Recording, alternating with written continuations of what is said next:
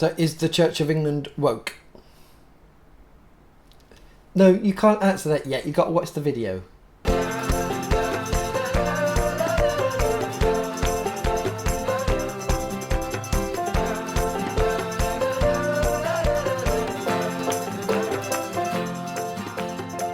Hi, welcome to the channel. My name is Rev Dan. I'm a vicar in the Church of England, and it has been put that the church I serve in is woke. Is it? Well, we're going to get into that in a minute, but here's a vicar first world problem. Look, I broke my collar, and this is my last collar. I'm down to my last collar, people, and I don't know where the rest have gone. First world vicar problems. So is the Church of England woke? Don't worry, I'll get over the collar thing. Is it woke? Well, I'm going to use a video from Calvin Robinson on Calvin's Crusade, which he has on GB News on a Saturday night. This is a couple of weeks ago, looking at some of the things the Church of England has been doing with a couple of commentators. Now, a couple of these commentators, one is more right-leaning, one's more left-leaning. And so that gives a balanced view. So I'm going to play parts of these videos, and I'm going to speak into what they say. But what they say is very interesting indeed. So then let's jump in, starting with Calvin. Instead of helping the poor and needy, the talk has mainly concerned Pride Month, climate change, and transgenderism. We already know many churches celebrate Pride Month, but Bristol Cathedral has now been hosting Extinction Rebellion at a multi/non-faith ceremony. Let's take a look. Trigger warning.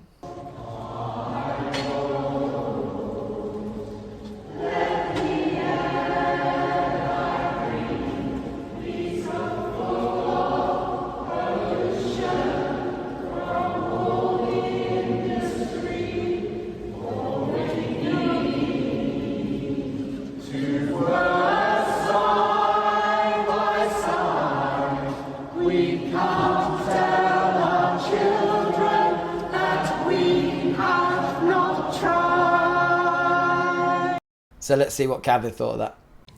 Cringe.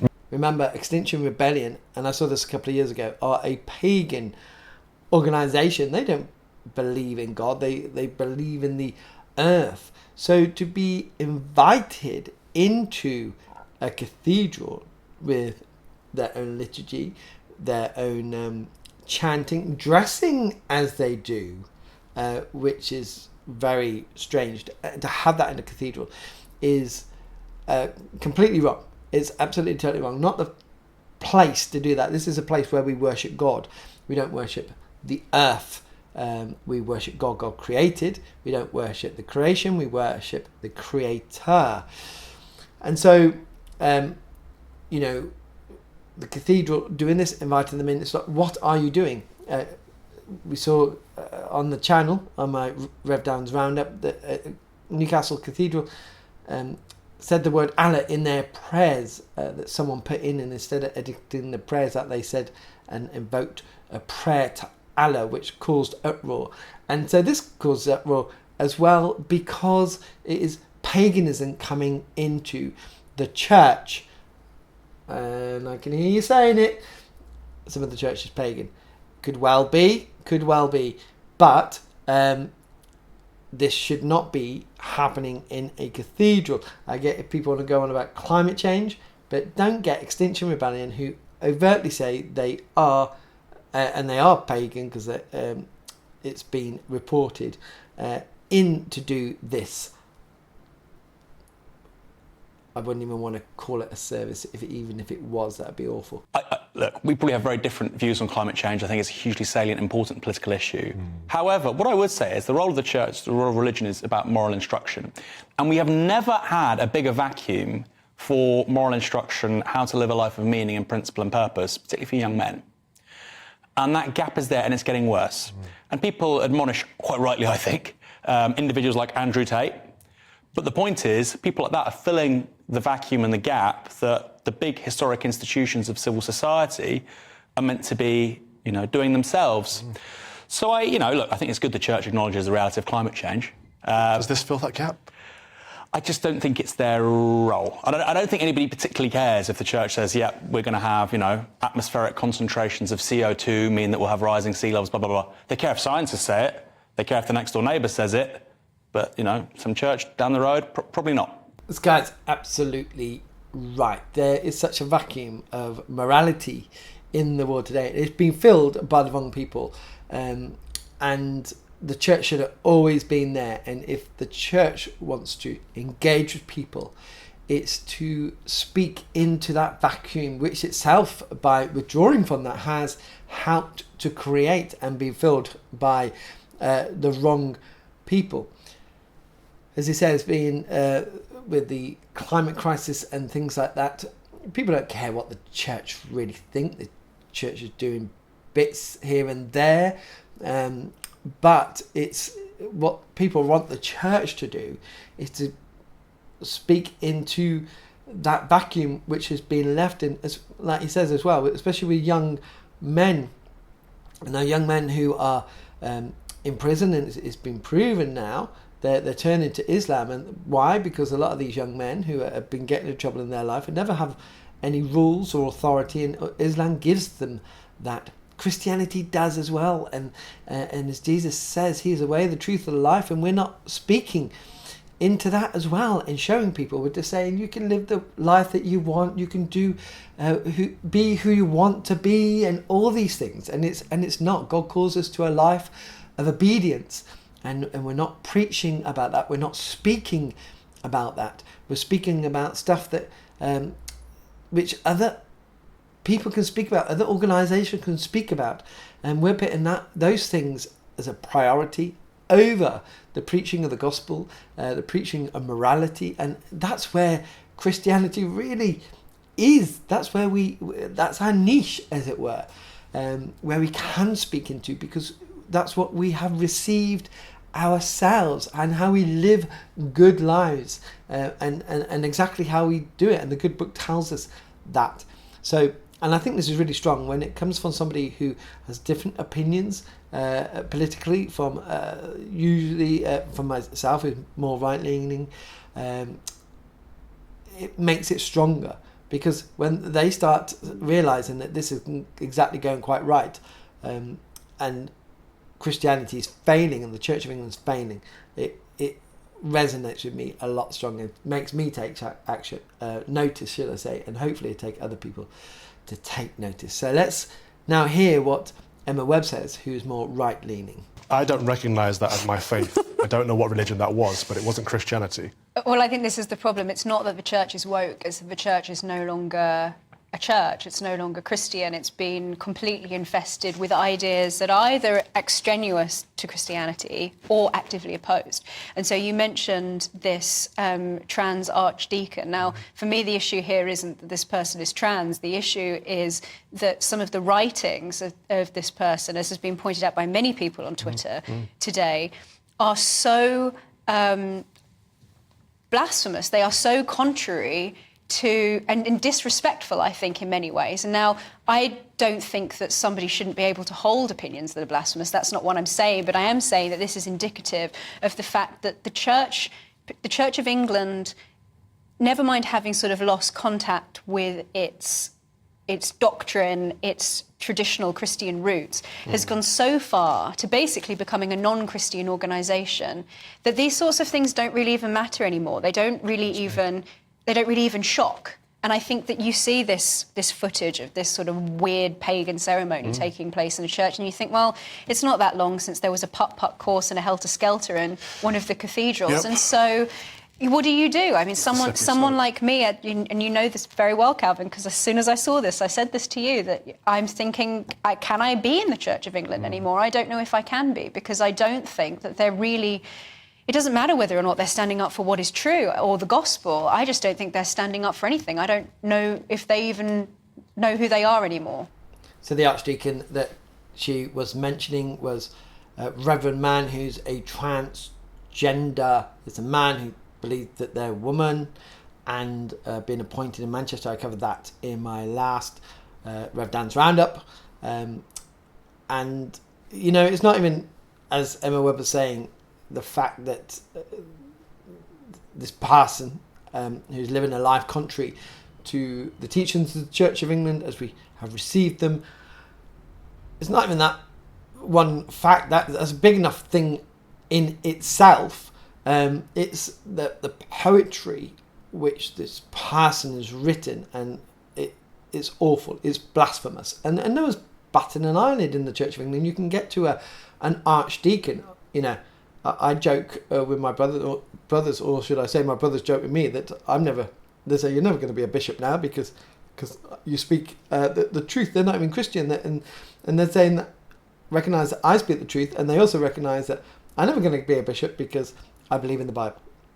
And yet, I wouldn't say anything blasphemous. I try not to, but no, not overtly calling Christ sister and things like that, which is absolutely blasphemous. So picking up as well that Emma Webber also said that there's no longer a church. It's not a Christian anymore. That the Church of England is no longer Christian. It's like, wow, you know. And remember, this being said on TV, it is opinion of one person, but it's a big news channel, GB News, and it's out on the YouTube where people can watch it after. And so, you know, it's quite uncomfortable being in a church where, you know, this is quite openly being said on the news as well. The Church of England is no longer a Christian church. Again, repeats later, it's a non-Christian organisation. She questions, how can I be in the Church of England when they don't even know who they are? And the thing is, it's like, the Church of England is getting so lost. It really, really is. But there's good churches out there. There's good priests out there who are really preaching the gospel, both Anglo-Catholic and evangelical. Really love Jesus, love the Bible, preach the gospel. And we get lost in the wokeness of everything else and that identity.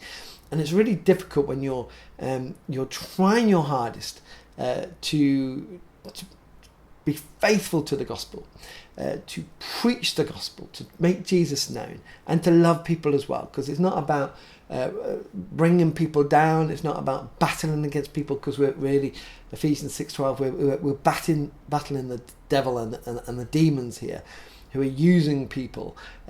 We got to pray for those people. We got to preach the gospel to those people, and part of that is still continuing relationship and not going against them, because how could they ever hear us if we go against them? We are battling the devil here. But you know, when we're being faithful to the gospel, and yet we're being tired as the Church of England, and you can understand it, because the Church of England is just going down that route. But we have to keep standing and saying there are faithful people here. There are faithful people still in the church. And one day, by the grace of God, because we're not going to do it by ourselves anymore, the battle is too much. The Church of England is going too off. We will prevail, because God can do all things. No, I think it's Gnosticism, not just on the climate change stuff, but on all of it. This is what I mean when I say that I think these extraneous non-Christian beliefs are becoming dominant within the church. And you experienced this yourself, Calvin, because you were basically pushed out by it. But I think that when you know, and Aaron, I would say that I would identify as a Christian conservative environmentalist. I believe then, of course, that you should be a good custodian of the planet, and that's what the Bible teaches. Yeah. But that is not this environmentalist, climate catastrophist cult that we're seeing.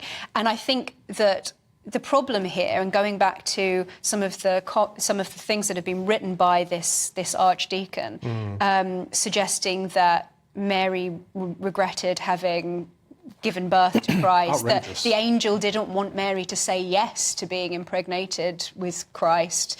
These are things that are so off the rails. They are so far off the rails that my only observation is simply that the Church of England is having such a profound identity crisis if it thinks that these things fall within the sphere of the Church of England and its doctrine and the gospel teachings, that it's so far off the rails that it's sort of ceased to be itself. Yeah. And that's not to say that people can't hold heretical views or write things that are blasphemous. The teachers can't, no. But it's just that the Church of England itself doesn't know what it is anymore. So just to how with Gnosticism, I've got questions. It says here, the definition of the word Gnosticism is as easy to nail down as a flopping fish. Basically, Gnostics believe in acquiring special mystical knowledge as the means of salvation. It's it's all about self and acquiring self-knowledge and a bit wider, as they say, it's a bit harder to nail down. But Gnosticism is prevalent now in the church, and we see that in these writings that are going on. And again, Emma Webb talks about identity crisis, and this is what happens when you go on that self-revelation, and we know, and it's about us, and God made me, and now it's about me, and God's in me, not through the Holy Spirit, but that knowledge of God. We got this revelation, and it's all we move away from the Bible. It's like we don't need the Bible because I know God speaks to me, and so the Bible's wrong. But now I because I had a dream, and God, all this stuff comes in, and it's all over the place. And I'm not saying that we don't have dreams and God doesn't speak through us through dreams to us. He does, but we go back to the Bible. The Bible is the revelation of God. So any of these things, we go back to the Bible and we check it against the Bible. We don't just say this is absolutely, I had this thought and this is it. It's not that. And this is in a sense a danger, and this is what's happening in the church at the moment. And so you got this crazy writings from this archdeacon, and these crazy thoughts that the angel was hoping that Mary would say no, and this is the whole plan of salvation here. This is God's plan, and you're putting false teaching into that, and it's dangerous. And when you go up in the ranks of the Church of England, people outside of the Christian faith who don't understand how the Church of England operate, or people outside the Church of England, shall I say, think that you're more qualified, and they start believing this stuff that put out, and how we can have an archdeacon who's so heretical. It's like this Emma said, the Church of England's got an identity crisis, and because we don't believe the gospel, again, a lot of us do, but because the church is perceived, the Church of England, as not, these things can get through. Like I said, it's more worrying that this person, not as a transgender, but is allowed to get this job writing such heretical things, and it's been taken as okay. Okay, Aaron, I'm going to put this to you, because this Nick Mann, this archdeacon, there's two issues that I have here. One is the blasphemy, the prayers, the writings, and in some of them he has admitted that he has a mental disorder of gender dysphoria, so he has admitted that. The second issue I have with that is that the church has affirmed his mental illness rather than supporting him, and encouraged him in a stance that I would say is antithetical to the scriptures. I would say that the scriptures teach us that God made us in his image, God made us male and female, and there is no such thing as trans. And actually, we are our bodies and our souls, and the idea that we are in the wrong body is an affront to God. The idea we can change into a different sex, change from something that he created us, will be an affront to God. Where do you put that? How does the church reconcile that? How does the church say, well, actually, we think this is a good thing and we're going to promote it, even if the scriptures are against it? Well, I personally don't believe that. I don't personally agree with that. And what I would say is, obviously, any Christian, this is a familiar debate to anyone, which is you're accountable for your actions and you have to repent for your actions, and somebody else's business is their problem. It's between them and God. With relation to the substantial question there, again, this is a question of orthodoxy for the Church of England. I think it goes back to something we've said before on the show, which is the Church of England is a church attached to a state, and it's attached to a state which is a liberal democracy. What we've seen over the last 100, 150 years is a transition to where we say the individual is more and more and more important. Individualism has upsides, it has downsides. We don't need to debate those today. But I think what you're saying, particularly with the church in the West, or just broadly faith, and what's interesting is Islam completely rejects this, right? Is this praise and attention and veneration of the individual, which is often at odds with millennia-old principles and values that we've inherited from various faiths. And it does feel like Western Christianity, is moving in a different direction to other faiths like Islam. And again, that's just an observation. No, it's a good one. And I think that Aaron's spot on there, and that we are making gods of ourselves. And this whole trans thing, this whole having an archdeacon that is trans, is, again, it's all about self-identity. It's all about the individual being the god, rather than redirecting our gaze towards someone greater, someone bigger.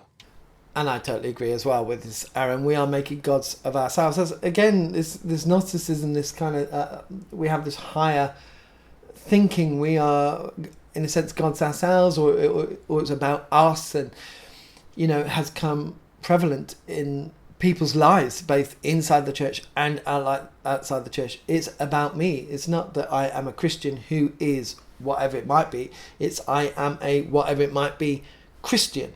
And that identity comes before Christian. And no, it's a Christian that comes first. I'm a Christian first and foremost. That's how I live my life. That's my identity. And as a Christian, this is now what it sets out. You know, the readings we had on Sunday in church was Jesus saying, you know, I've come to divide, and you put me first. Even before our own lives, Jesus is first. He's a first and foremost. And so when we put what we believe our identity before the word Christian, that's wrong. That's not putting Jesus first. We can put Christian, who then is whatever it might be, who is this, or who feels this, or whatever it might be. But Christian has to come first. So it's become all about us, and not about God first. And again, this creates huge problems. And I spoke about this, as I said, in my church on Sunday in the sermon, when I first had this conversation when I was first becoming a Christian, and I said to my wife, you know, it says put God first before you, before our marriage, before our children. You know, and that was a difficult conversation. It's difficult for me to work out, how can the person that I love and my wife and my children come after. And then I realised that when I do put Jesus first, it actually improves the relationship with my family, and it improves, makes me love them more deeply, appreciate them more. And when we put ourselves first, isn't that what we did before we become Christians? You know, we put ourselves first, and it didn't work. So we need to put Jesus first. Yeah, I mean, I've had this sense for a very long time, and I've church hopped all over the country, and sometimes you look around yourself and you think, I don't know whether even the clergy believes in the gospel. I don't know whether they really believe in this. And you know, Orwell even writes about this going back well into the 1920s. It's obviously been a phenomenon that's been taking place for a very long time.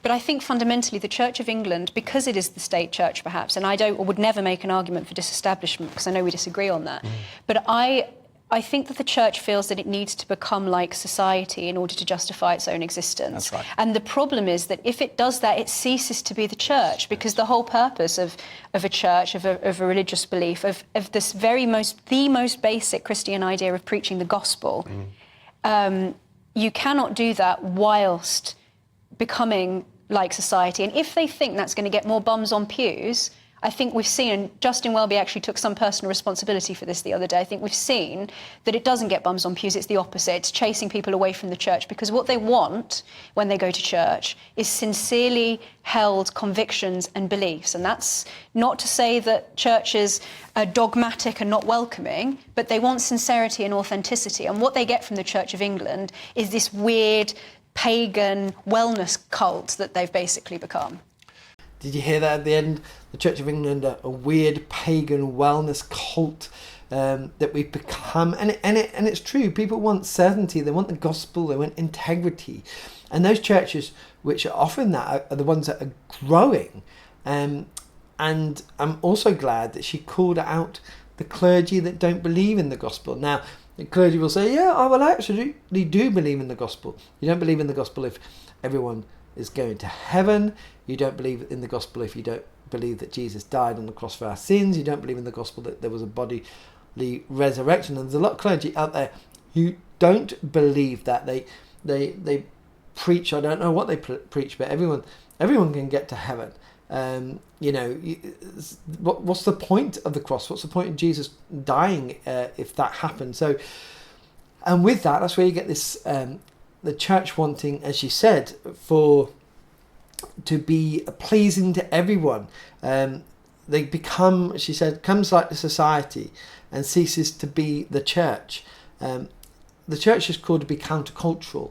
The church is called to stand on the word of God. And, Jesus died because he was calling out the religious leaders at the time for the way they were doing, interpreting religion and how it should be lived out, challenging the society norms, not the society, not the people, but the religious. Now it's the opposite way. The church, the Jews back then, they were drawing and putting so many rules in, and now it's gone the opposite way.